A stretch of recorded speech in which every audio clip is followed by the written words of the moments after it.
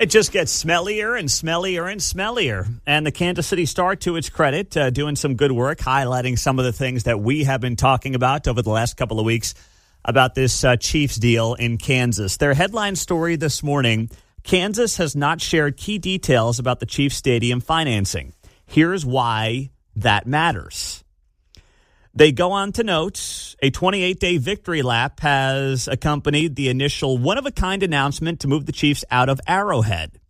They're home for a half-century and across the state line. As bait, the state of Kansas is prepared to spend a record-breaking amount of public money, $2.8 billion to support construction alone.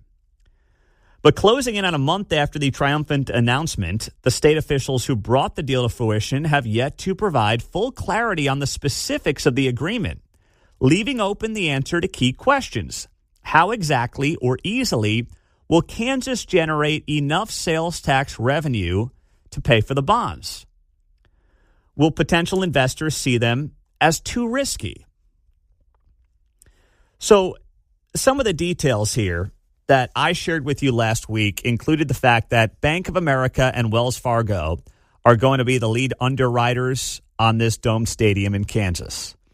The Kansas City Star reported this here in its piece, but I shared that with you middle of last week, that those are the two banks that are going to be in charge of handling what exactly these bonds are, what the project looks like, and how this plays out from here. The Star goes on the note that David Toland, who is the Commerce Secretary, has yet to announce several important decisions.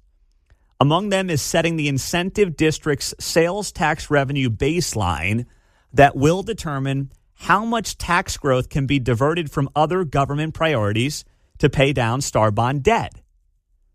Now, that's a little in the weeds, but it's telling.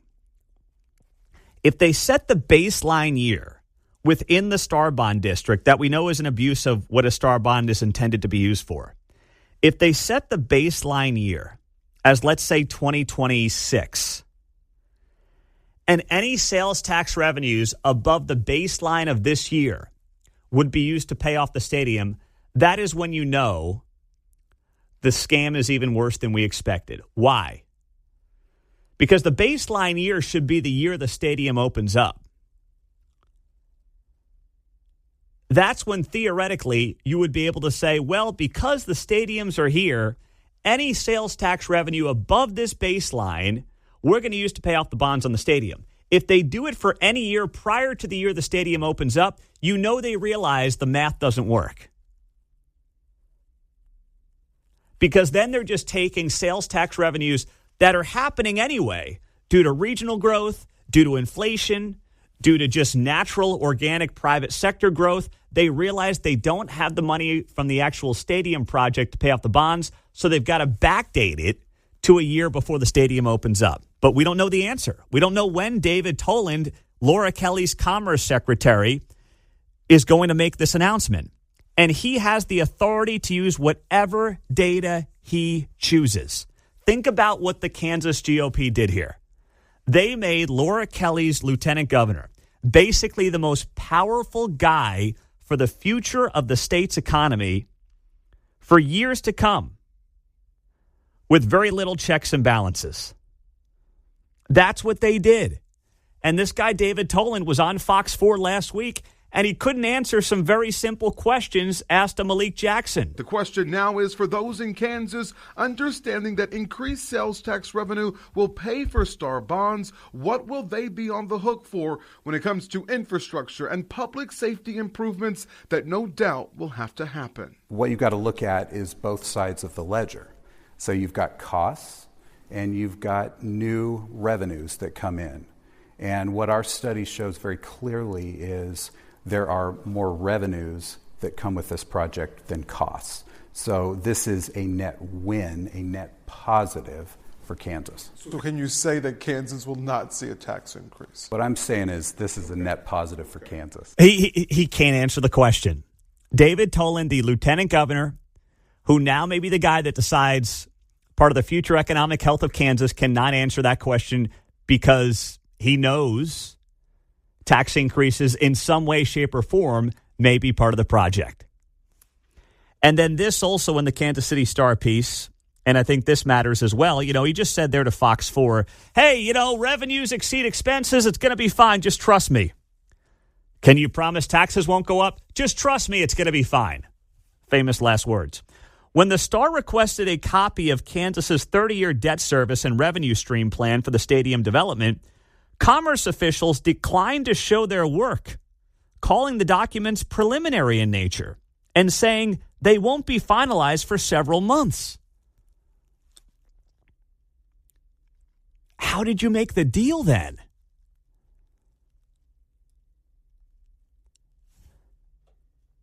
How did you make the deal when you say that your work on debt service and revenue streams are not yet finalized? That's like your wife or husband showing up with a Ferrari in the driveway and being like, honey, what's the payments? How we pay? Don't worry. We're going to figure that part out. Okay? It's going to be all right, John. Right, exactly. It's like, hey, there's some change down the laundry room I found, right? And, if you don't think this stuff matters, well, I'm sorry, it does. It's a big deal. It's about the future health of a state that just committed to something over 30 years. The state only has 3 million people in it, and you have major American cities that have double or triple that aren't giving away this kind of money on stadium deals. So, yes, this does matter. Now, how about this part of the story as well? In the past, Kansas Star bonds have not received credit ratings. Unrated bonds generally come with higher interest rates due to the inherent risk, right? We've been told for months the state's not going to back these Star bonds. They never do. We also know that this project is bigger than all the other Star bond projects combined by more than 2x. So according to analysis, a total of $800 billion in unrated municipal bonds have been issued in the U.S. over the last 10 years. The median deal size is about $3 million. We've never seen anything close to $2 billion worth of unrated bonds. One expert said he would be very surprised if at least some portion of the stadium borrowing didn't have to undergo a credit rating by one of the 3 major credit bureaus. Kansas officials have emphatically said taxpayers won't be left on the hook if the project fails to live up to expectations. Having no security pledge in the bonds would very likely ratchet up the cost of debt service payments. Goes on to say here, investors are going to see bonds as more risky, and they're going to price that into the yields that they demand to buy the bonds. That overall price tag could be kept down if some party involved in the deal, Kansas, local governments, or the Chiefs, were to set aside emergency funds. Something else to keep a very close eye on. This is something that right now still has more questions than answers. And the taxpayer has every right to get some of those answers. This cannot be treated like some secret, high-level national security deal. This is taxpayer money on a stadium, okay? And part of the reason they're not willing to share what they've got is because they don't have their own answers either. They haven't mathed it yet. When I was in college, I had to turn in a rough draft, so let's see that. Right? Let's see what you got so far. You know what? As you know from your college days, John, those rough drafts can be scary to look at, too. Touche.